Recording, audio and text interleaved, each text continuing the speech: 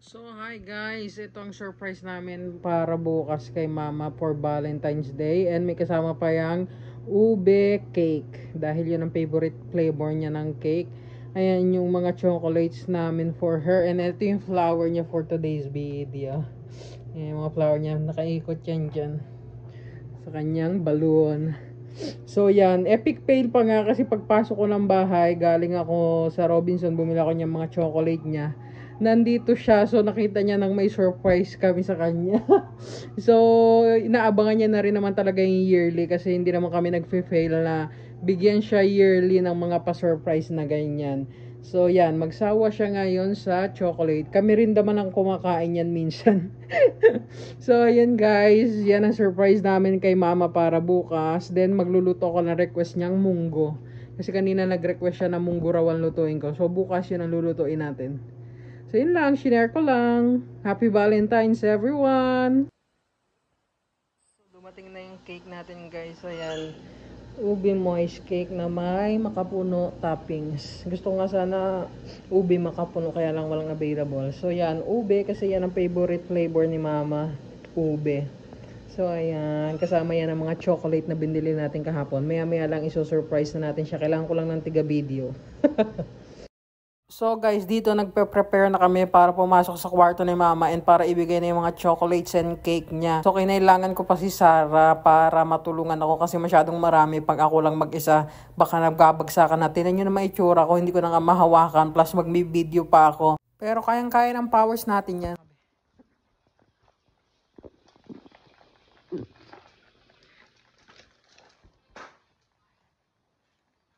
Happy birthday to you. Happy birthday. Happy Valentine's Day. Wow, red na red ka. Mukhang pinaghandaan mo wait lang. Ang hirap ha. Hawakan niyo yan. Para yan sa inyo. Meron pang ganito-ganito. Wala naman ba Valentino? Ayan Bigyan mo yung cake kay auntie mo. Ano yung cake ko? Di kakainin nyo. Yan. Yan ang bigay namin sa inyo. Yan dyan. Sige, buksan mo lahat ng switch dyan. Purutin mo na rin yung nalaglag dyan, be. Yung isang ganda ata. So, yan ang mga chocolate nyo for today. Napakadami naman, no? Ano masasabi niyo? Thank you sa inyo. At hindi kayo nagkalamot palagi. Siyempre, of course, Every year yan, no? So, Happy Valentine's Day, everyone. Yan ang surprise namin kay Mama for today's video.